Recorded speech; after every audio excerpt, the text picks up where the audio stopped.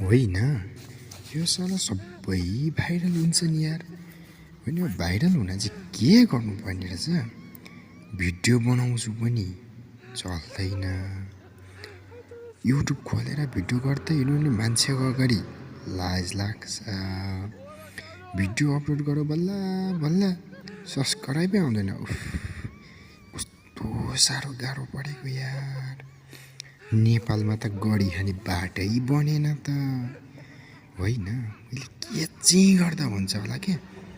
पढौँ अनि पढ्न पनि अल्छी लाग्छ। काम गरौँ कामै छैन।